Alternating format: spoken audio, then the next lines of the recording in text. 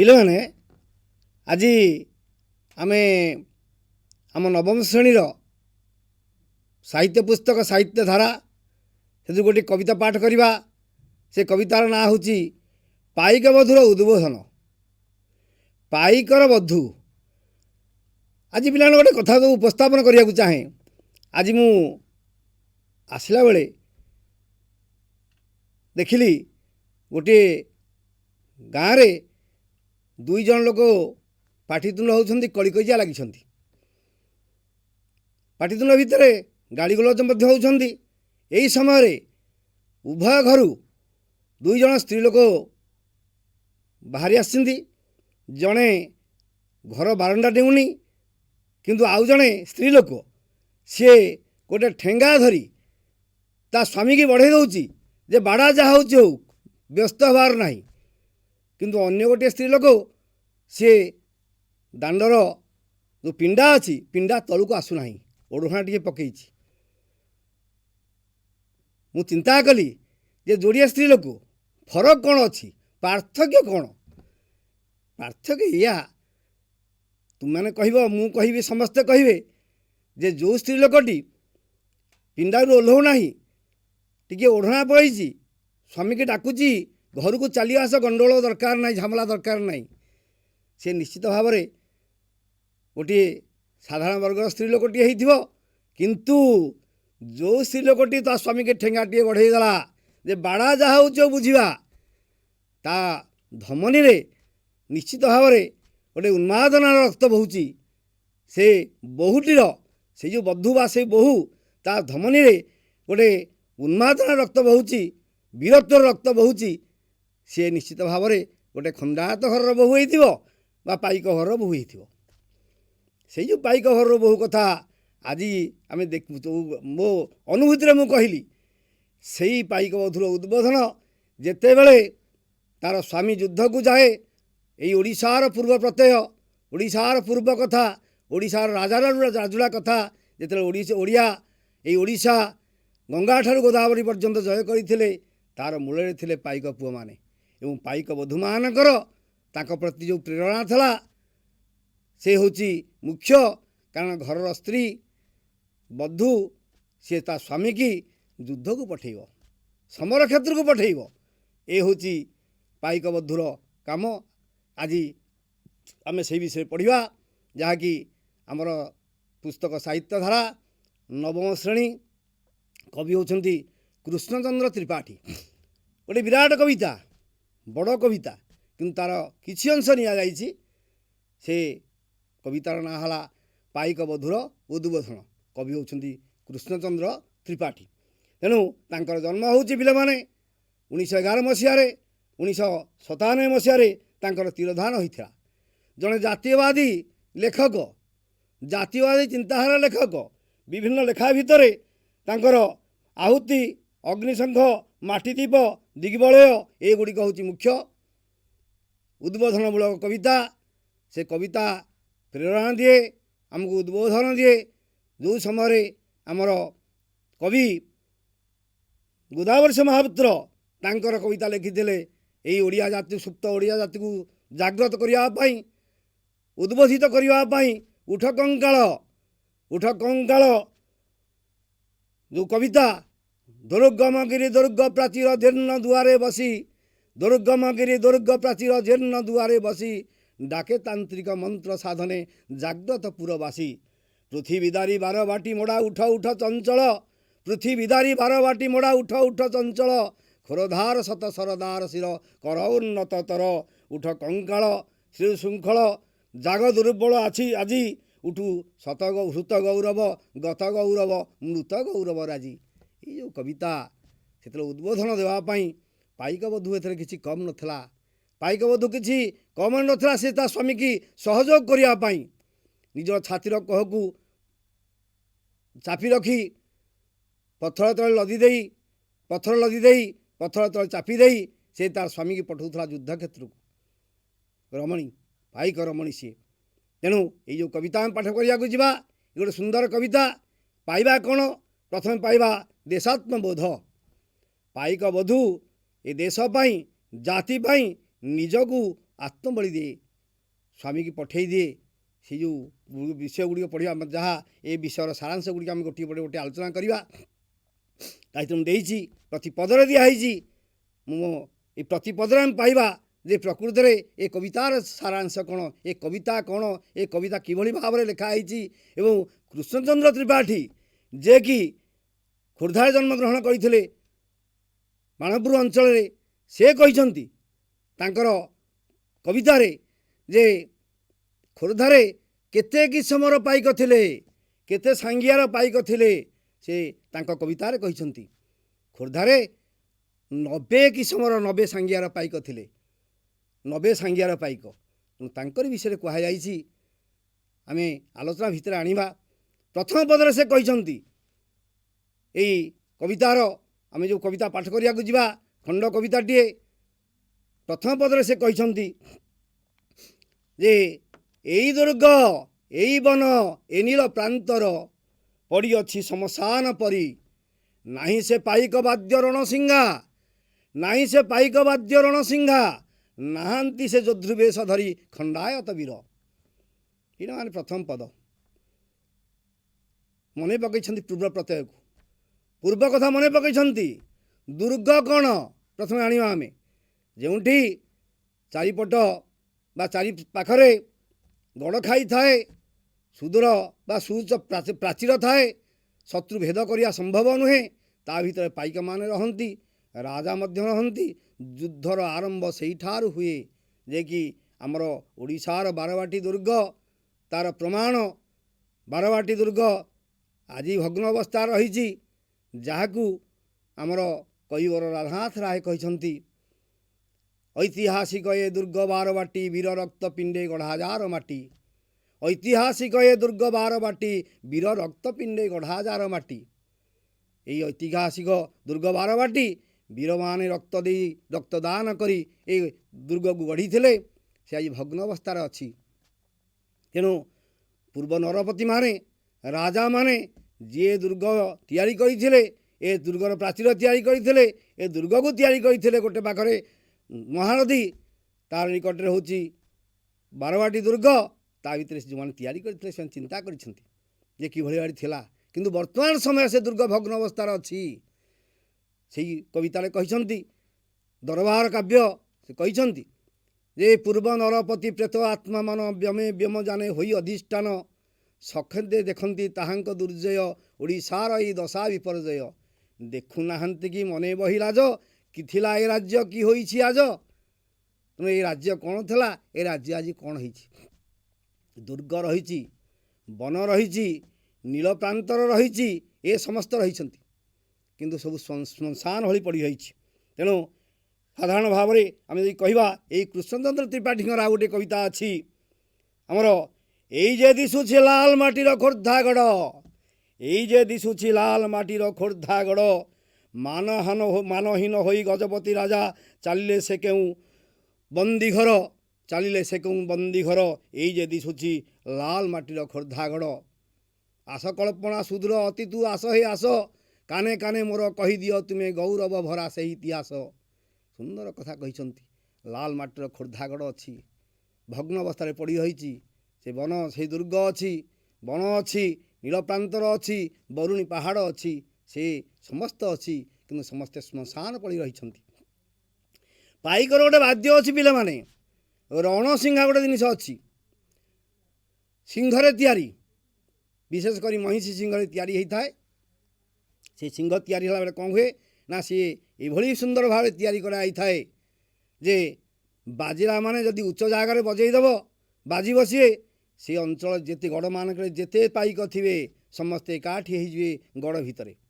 युद्धर डाकरा हला राजा डाकी युद्ध को समस्ते एकाठी हो पाइकर वाद्य अच्छी तेणु पाइक वाद्य हूँ रणसिंहा आउ नाहांती से जोध्रु वेश धरी खंडायत वीरे योद्धार गोटे वेश अच्छी पर आम पढ़िया ये विषय यही कवितार रही योद्धार गोटे विषय अच्छी कौन ना वेश अच्छी जोध्रु वेश योद्धार वेश खंडायत वीर जो मैंने खंडा को आयत करती से खंडायत से वीर मैंने खंडा को आयत करती तेणु से खंडायत तेणु पिलाने कौन पंक्तिर सारांश तुम्हें देख पिलाने सब चित्र गुड़िए देख ଖଣ୍ଡା ଅଛି, ଢାଲ ଅଛି, ତଲବାର ଅଛି, ଚିତ୍ର ଗୁଡ଼ିଏ ସୁନ୍ଦର ଭାବରେ ଆମର ଯେଉଁ ସଂଗ୍ରହାଳୟ ରହିଛି ଓଡ଼ିଶାର ସଂଗ୍ରହାଳୟ ଏଇ ଭୁବନେଶ୍ୱରରେ ରହିଛି ରାଜ୍ୟ ସଂଗ୍ରହାଳୟ, ତା ଭିତରେ ତୁମେ ପାଇବ ଏଇ ଅସ୍ତ୍ର ଗୁଡ଼ିକ, ପୁରାତନ ଅସ୍ତ୍ର।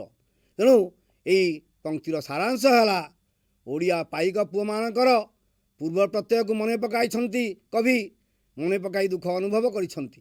ଏଇ ଓଡ଼ିଆ ପାଇକମାନଙ୍କର ପୂର୍ବ ପ୍ରତ୍ୟୟକୁ ମାନେ ପୂର୍ବ କଥାକୁ ମନେ ପକାଇଛନ୍ତି। କ'ଣ ସେଗୁଡ଼ିକ? ନା ଦୁର୍ଗ ନୀଳପ୍ରାନ୍ତର ବନଭୂମି ଶ୍ମଶାନ ପରି ପଡ଼ି ରହିଛି, ଶ୍ମଶାନ ଭଳି ପଡ଼ି ରହିଛି ଏସବୁ ଗୁଡ଼ିକ। ତେଣୁ ଏଇଗୁଡ଼ିକ ଯେଉଁ ଶ୍ମଶାନ ପଡ଼ି ରହିବା ପରେ କବିଙ୍କର ଯେଉଁ ହୃତ୍ସ୍ପନ୍ଦନ ହେଇଛି ଯେ ଓଡ଼ିଆର ପୂର୍ବ ପ୍ରତ୍ୟୟ ଆଉ ନାହିଁ, ଯେ କି ଗଙ୍ଗାଠାରୁ ଗୋଦାବରୀ ପର୍ଯ୍ୟନ୍ତ ଜୟ କରିଥିଲେ। ଖଣ୍ଡା କୁଶଳ ଖଣ୍ଡାୟତର ଦୁର୍ବାର କଳ ଭାଳେ, ଅଜେୟ ବଙ୍ଗ ବାହିନୀ ଶୋଇଲେ ଲକ୍ଷେ ଗଡ଼ ପ୍ରାନ୍ତରେ। ବଙ୍ଗବାହିନୀ ଶୋଇପଡ଼ିଲେ, ପରାଜୟ ବରଣ କଲେ। ସେଇ କବିଙ୍କର କଥା, କବିଙ୍କର ଲେଖା, ତାଙ୍କରି କଥା। କେବଳ ସେତିକି ନୁହେଁ ଯେ ପାଇକ ପୁଅ, ପାଇକର ଛୁଆ, ପାଇକର ବଧୂ କେବଳ ନୁହେଁ, ପାଇକର ପୁଅ ମଧ୍ୟ, ଛୋଟ ପିଲା, ସେ ମଧ୍ୟ ପାଇକର ଉନ୍ମାଦନା ତା ଦେହରେ ଥାଏ, ପାଇକର ରକ୍ତ ବହୁଥାଏ। ସିଏ ଯଦି ଗୁଡ଼ିଏ କବି କହୁଛନ୍ତି ଯେ ରମେଶ ଚନ୍ଦ୍ର ଭଞ୍ଜ, କବି ରମେଶ ଚନ୍ଦ୍ର ଭଞ୍ଜ କହିଛନ୍ତି ଯଦି ପାଇକ ପୁଅ ଭୂଇଁ ସାଉଁଟି ଦେବ ତା ଦେହରେ ତୋପ ବନ୍ଧୁକ ଗୁଳି ସେ ପାଇବ, ସେ ଗୋଡ଼ି ପାଇବନି, ମାଟି ପାଇବନି। ପାଇକ ପୁଅର ପାପୁଲି ସାଉଁଟା, ପାଇକ ପୁଅର ପାପୁଲି ସାଉଁଟା, କୁଲେଇରେ ନାଲି ଧୂଳି, କୁଲେଇରେ ନାଲି ଧୂଳି, ତାହାରି ଭିତରେ ଦିଶି ଯାଉଥାଏ ତୋପ ବନ୍ଧୁକ ଓ ଗୁଳି, ତାହାରି ଭିତରେ ଦିଶି ଯାଉଥାଏ ତୋପ ବନ୍ଧୁକ ଓ ଗୁଳି। ତେଣୁ ଏଇ ଯେଉଁ ପୂର୍ବ ପ୍ରତ୍ୟୟକୁ ମନେ ପକାଇଛନ୍ତି କବିମାନେ, ଆମର ଏଇ ଓଡ଼ିଆ କବିମାନେ, ଓଡ଼ିଶାର ଲୋକମାନେ, ଓଡ଼ିଶାର ଏଇ କବିମାନେ ଯେଉଁ ମନେ ପକାଇଛନ୍ତି, ତାହା କେବଳ ଆମକୁ ଉଦ୍ବୋଧନ ଦେବା ପାଇଁ, ସୁପ୍ତକୁ ଜାଗ୍ରତ କରିବା ପାଇଁ ସେମାନଙ୍କର ପ୍ରୟାସ। ପିଲାମାନେ, ଏଥର ଆମେ ଯିବା ଦେଖ ଦ୍ୱିତୀୟ ପଦ। ଦେଖ ଗୋଟେ ଚିତ୍ରଟି ଅଛି, ତୋପର ଚିତ୍ର। ସେଥିରେ ତୋପ ବାରୁଦ ଭର୍ତ୍ତି ହେଇକି ତା ଦେହରେ ଗୁଳି ଫୁଟାଗଲେ ବା ଫୁଟାଗଲେ ସେ ବହୁତ ଦୂର ପର୍ଯ୍ୟନ୍ତ ଯିବ ଏବଂ ଦୁର୍ଗ ଧ୍ୱଂସ କରିଦେବ। ବିରାଟ ବିରାଟ ପ୍ରାଚୀର, ବିରାଟ ବିରାଟ କୋଠାଘର ସେ ଧ୍ୱଂସ କରିଦେବ।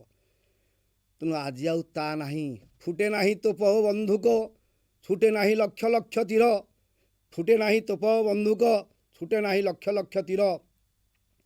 ଟପ୍ ଟପ୍ ଚାଲେ ନାହିଁ ଘୋଡ଼ା, ଟପ୍ ଟପ୍ ଚାଲେ ନାହିଁ ଘୋଡ଼ା, ସମୀରଣ ବହିଯାଏ ନୀରବେ ଗୁଞ୍ଜରି, ବୁଲନ୍ତି ସ୍ୱାପଦ କୂଳ ହୋଇ ଯୋଡ଼ା ଯୋଡ଼ା। ତୋପ ଆଉ ବନ୍ଧୁକ, ଏ ତୋପ ଦେଖୁଛ ପିଲାମାନେ, ବନ୍ଧୁକ ଦେଖିଥିବା ଗଲା ଚିତ୍ରରେ ଦେଖେଇଥିଲି ଏବଂ ଧନୁ ତୀର ୟା ପରେ ଦେଖେଇବି। ଘୋଡ଼ାର ଟାପୁର ଶବ୍ଦ ଅଛି, ଟପ୍ ଟପ୍ ଟପ୍ ଟପ୍ ଚାଲିବ ଘୋଡ଼ା। ଏସବୁ କିଏ? ନା ପାଇକ ପୁଅ ଘୋଡ଼ା ଉପରେ ଚଢ଼ି ଯେତେବେଳେ ଯାଏ ବନ୍ଧୁକ ଧରି, ତୋପ ଧରି, ତୀର ଧରି, ସେତେବେଳେ ତାର ଯେଉଁ ମନରେ ଯେଉଁ ଉନ୍ମାଦନା ଥାଏ, ମନର ଯେଉଁ ଉନ୍ମାଦନା, କେବଳ ସିଏ ନୁହଁ, ଏ ଘୋଡ଼ା ମଧ୍ୟ, ସେ ସମୟର ଘୋଡ଼ା ମଧ୍ୟ, ପାଇକ ପୁଅର ଘୋଡ଼ା, ସେ ମଧ୍ୟ ଦେଶପ୍ରୀତିର ଉଦ୍ବୁଦ୍ଧ ହୋଇଥାଏ, ଦେଶ ପ୍ରାଣରେ ଉଦ୍ବୁଦ୍ଧ ହୋଇଥାଏ। ତାର ପ୍ରମାଣ ଦିଏ କିଏ? ନା ଆମର ଚେତକ, ଚେତକ ଘୋଡ଼ା ତାର ପ୍ରମାଣ ଦିଏ। ତେଣୁ ଛୁଟେ ନାହିଁ ଲକ୍ଷ ଲକ୍ଷ ତୀର, ଟପ୍ ଟପ୍ ଚାଲେ ନାହିଁ ଘୋଡ଼ା, ସମୀରଣ ବହିଯାଏ ନୀରବେ ଗୁଞ୍ଜରି, ଚାଲନ୍ତି ସ୍ୱାପଦ କୂଳ ହୋଇ ଯୋଡ଼ା ଯୋଡ଼ା। ତେଣୁ ଏଇସବୁ ଯେଉଁ ତୋପ, ବନ୍ଧୁକ, ତୀର, ଏ ହେଉଛି କ'ଣ? ନା ପୂର୍ବ ପ୍ରତ୍ୟୟ, ପୂର୍ବ କଥା, ଓଡ଼ିଆ ପୁଅର କଥା। ତେଣୁ ଏଥିରେ କ'ଣ ହୋଇଛି? ଯେଉଁ କହୁଥିଲି, ଖଣ୍ଡା କୁଶଳ ଖଣ୍ଡାୟତର ଦୁର୍ବାର କରବାଳେ, ଅଜେୟ ବଙ୍ଗ ବାହିନୀ ଶୋଇଲେ ଲକ୍ଷ ଗଡ଼ ପ୍ରାନ୍ତରେ। ଗୌଡ଼ ଭୁବନ ହେଲା ପ୍ରଧାନତ, ମଗଧ ପାଇଲା ଲୀନ, ପ୍ରତାପୀ ପୁଷ୍ପମିତ୍ର ହଟିଲା ଦେଇ ଉତ୍କଳେ ରଣ। ଉଠ କଙ୍କାଳ, ଜାଗ କଙ୍କାଳ, ଜାଗ କଙ୍କାଳ, ଜାଗ କଙ୍କାଳ ଆଜି, ଉଠୁ ଠୁତ ଗୌରବ, ଗତ ଗୌରବ, ମୃତ ଗୌରବ ରାଜି। ଏ କବିଙ୍କର କଥା, କବିଙ୍କ କଥା ମନେ ପଡ଼ୁଛି। ତେଣୁ ଏଇ ଖୋର୍ଦ୍ଧାର କଥା ମନେ ପଡ଼ିଯାଏ, ଏଇ ଖୋର୍ଦ୍ଧାର କଥା ଯେତେବେଳେ ମନେ ପଡ଼ିଯାଏ, ଆଉ ଜଣେ କବିଙ୍କ କଥା ରାୟ ସାହେବ ପଦ୍ମଚରଣ ପଟ୍ଟନାୟକ, ସେ କହିଛନ୍ତି ଏ ଖୋର୍ଦ୍ଧାର ଖଣ୍ଡେ ଟେକା ଟେକିଦେଲେ, ପଥର ଖଣ୍ଡେ ଟେକିଦେଲେ, ଏଠି ଏ ପାଇକର, ଏଠି ବୀରର ଅସ୍ଥି ମେଦ ଗ୍ରନ୍ଥି ମିଳିଯାଏ। ତେଣୁ ଏଠି ପ୍ରତି ରେଣୁରେ, ପ୍ରତି ବିନ୍ଦୁରେ, ପ୍ରତି ଧୂଳିରେ ଏଠି ପାଇକ ପୁଅର ରହିଛି କ'ଣ? ନା ଉନ୍ମାଦନା ରହିଛି, ପାଇକ ପୁଅର ଚିହ୍ନ ରହିଛି, ପାଇକ ପୁଅର ସନ୍ତକ ରହିଛି। ତେଣୁ କବି ପଦିଏ କହିଛନ୍ତି, जहीं टेकीदेले टेका खंडे एथि जहीं टेकीदेले टेका खंडे एथि मिलीजीव वीर अस्थि मेद ग्रंथि मिलीजीव वीर अस्थि मेद ग्रंथि प्रति रेणु संगे वीरर शोणित काले काले एठी लहिछि लोपित काले काले एठी रहिछि लोपित तेणु एठी अस्थि मेद ग्रंथि जदि आम धूली साउंटी देवा वीर ओडिया पुअर पाइक पुअर अस्थि मेद ग्रंथि यही धूली साउंटा धूली मिलीज आमको गत पदरे कही पाइक पुअर पापुली साउंटा कुलेईरे नाली धूली ताहारी भितरे दिशी जाऊ थाए तोप बंधुक ओ गुली तेणु ये सब हूँ कौन ना पाइक पुअर कथा आउ कौन रही आम देखा आदि आम जो पाइक पुआ जाए किभली जाए तार बेश कौन थाए तार कौन अस्त्र थाए पाइक पुअर ढाल तीर बाण नड़ी वर्षा धरी होइछि एकर दृढ़ लौह परी ढाल धरी गोटे हाथ में वर्षा धरी गोटे हाथ में खड़ग धरी गोटे हाथ में तेणु ए कर ए हाथ लुहा परी शक्त पाइक पुअर हाथ लुहा परी शक्त केवे अदि सुविधा मिले पिले माने तुम देख पाइक पुअर जो पूर्व रणकौशल जहाँ पाइक आखड़ा कहती केतल पाइब देख कि सुंदर टीवी दौथिब तो देखला पर जान प्रकृत में पाइक पुअर कौन थला रणकौशल कौन थला तेणु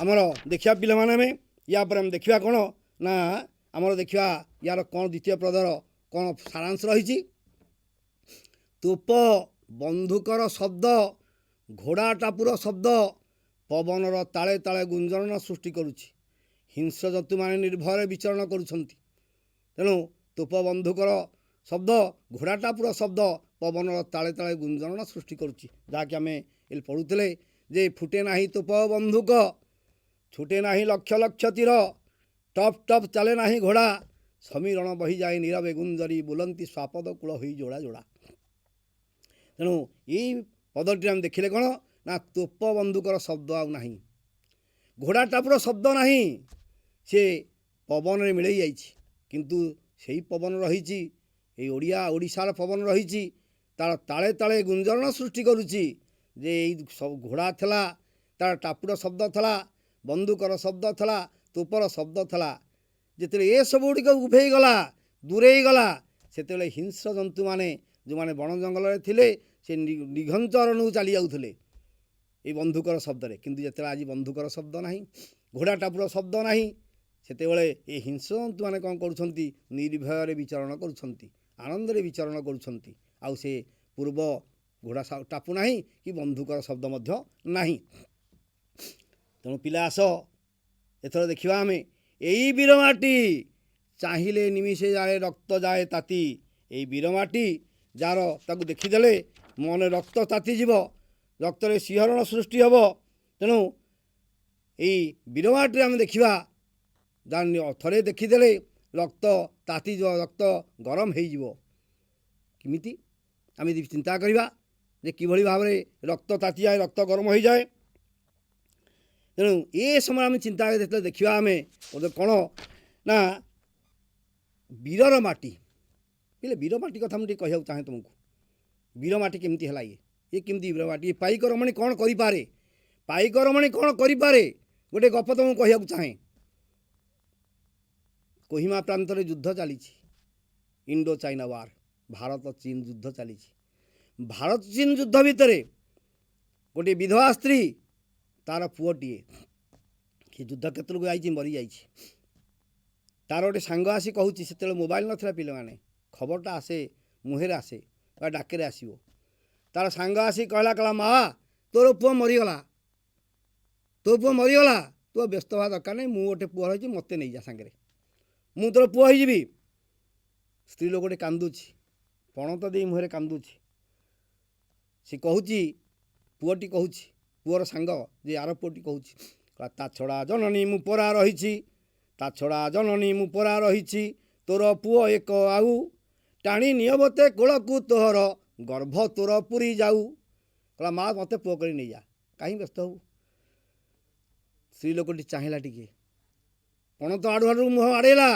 कहला रे बापा मुझे कांदुनी मोर कांदार उद्देश्य से नुह मु कहीं कांदी जाचु କହିଲା ରମଣୀ ଅଞ୍ଚଳେ ପୋଛି, କହିଲା ରମଣୀ ଅଞ୍ଚଳେ ପୋଛି, ଲୋତକ ନୟନ ବେନି, ଜାଣି ଚୁକି ପୁତ୍ର କାନ୍ଦୁଥିଲି ମୁଁ, କି ବେଦନା ପ୍ରାଣେ ଘେନି। ମୋର କ'ଣ ଦୁଃଖ ଜାଣିଛୁ? ପୁତ୍ର ମରଣେ ନାହିଁ ମୋ ଦୁଃଖ, ପୁତ୍ର ମରଣେ ନାହିଁ ମୋ ଦୁଃଖ, ମରିଛି ସେ ଦେଶ ପାଇଁ। ପୁତ୍ର ମରଣେ ନାହିଁ ମୋ ଦୁଃଖ, ମରିଛି ସେ ଦେଶ ପାଇଁ, ଦୁଃଖ ଏତିକି ଦେଶ ସେବା ପାଇଁ, ଦ୍ୱିତୀୟ ପୁଅ ମୋ ନାହିଁ। କି ସୁନ୍ଦର କଥା କହିଲା, ଆଖିରେ ଲୁହ ଆସିଯିବ। ଯଦି ଆଉ ଗୋଟିଏ ପୁଅ ଥାନ୍ତା ତାହେଲେ ମୁଁ ତାକୁ ଦେଇଥାନ୍ତି, ପଠେଇଥାନ୍ତି ଯୁଦ୍ଧକ୍ଷେତ୍ରକୁ। ସେ ଯୁଦ୍ଧକ୍ଷେତ୍ରକୁ ଯାଇଥାନ୍ତା ଆଉ ଗୋଟିଏ ପୁଅ ଥିଲେ। କିନ୍ତୁ ଦୁଃଖ ଏତିକି, ମୋର ଗୋଟିଏ ପୁଅ ସେ ଦେଶ ପାଇଁ ବଳିଦାନ ଦେଇଛି।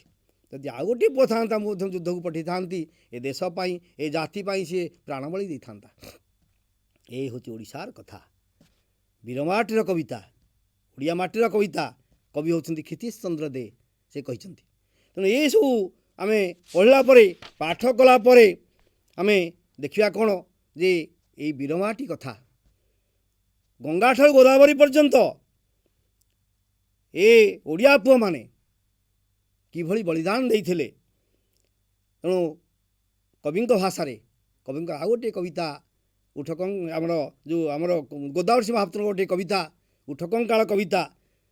ଚିରବନ୍ଦିତା ବନ୍ଦିନୀ ମା ବନ୍ଧନ ଫେଇବାରେ, ଚିରବନ୍ଦିତା ବନ୍ଦିନୀ ବା ମା ବନ୍ଧନ ଫେଇବାରେ, ସମ୍ବଲପୁର ସମ୍ବଲ ବୀର ଦମ୍ଭ କି ନାହିଁ ଧରେ, ଗଙ୍ଗା ଧୋଇଲା ଚିବୁକ ଯାହାର, ଗଙ୍ଗା ଧୋଇଲା ଚିକୁର ଯାହାର, କୃଷ୍ଣା ଚରଣ ତଳ, ସମସାନା ଆଜି ମୋଡ଼ା ଦେଶ ଆଜି, ଏହି ସେହି ଉତ୍କଳ। ଜାଗ ଦୁର୍ବଳ, ଜାଗ ଦୁର୍ବଳ, ଛିଡ଼ୁ ଶୃଙ୍ଖଳ, ଉଠ କଙ୍କାଳ ଆଜି, ଉଠୁ ହୃତ ଗୌରବ, ଗତ ଗୌରବ, ମୃତ ଗୌରବ ରାଜି। କବିଙ୍କର ଆହ୍ୱାନ ଯେ ବୀରମାଟି, ଅତୀତର କଥା, ଅତୀତର ଗାଥା ସେ କହୁଛନ୍ତି। ଅତୀତର କଥା କହିଲା ପରେ ଆମର ଚିନ୍ତା କରିବା ପିଲାମାନେ, ଡକ୍ଟର ଯୋଗେଶ ଚନ୍ଦ୍ର ରଥ ତାଙ୍କ କବିତାରେ କହିଛନ୍ତି, ଯେଉଁଠି ପାହାଡ଼ ମୌନେ ବସି, ଅତୀତର ମୁକ ସାକ୍ଷୀ, ପୂର୍ବର କଥା ପୂର୍ବର ଗାଥା, ଭାଳୁଥାଏ ନୀତି ନୀତି। ତେଣୁ ଯେଉଁଠି ପାହାଡ଼ ମୌନରେ ବସି, ପାହାଡ଼ ମୁକ ସାକ୍ଷୀ ଭଳିଆ ଠିଆ ହେଇଛି, ସେଇ ବରୁଣୀ ପାହାଡ଼ ଅଛି, ସେଇ ପାହାଡ଼ ମାଳ ରହିଛି, ସେଇ ପାହାଡ଼ ମାଳ ଆଜି ମୁକ ସାକ୍ଷୀ ଭଳି ଠିଆ ହେଇଛି। ପିଲାମାନେ ଯଦି ମନେ ପକାଇବା ରଣପୁରର ପ୍ରଜାମେଳି, ସେତେବେଳେ ଆମର ଦୁଇ ଜଣ ଯୁବକ ରଣପୁରର, ରଘୁ ଦିବାକର ତାଙ୍କ ନାଁ, ରଘୁ ଦିବାକର ସେ ନେତୃତ୍ୱ ନେଉଥିଲେ।